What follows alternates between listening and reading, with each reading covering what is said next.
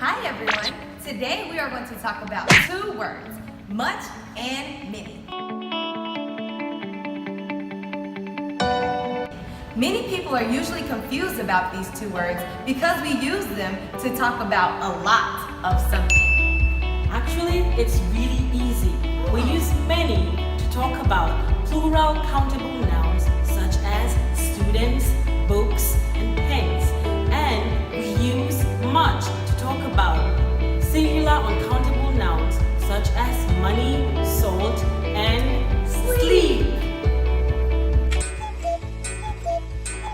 There are many books in the library. Can I borrow a pen from you? Sure, I have many pens in my bag. Thank you. You're welcome. Wow, there are many students in the canteen today. I'm gonna pay for my food. Wow, you have so much money. You want some? Yes? I didn't have much sleep last night. Oh, me either.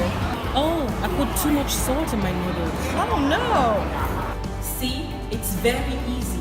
Many is for plural nouns and much is for singular nouns.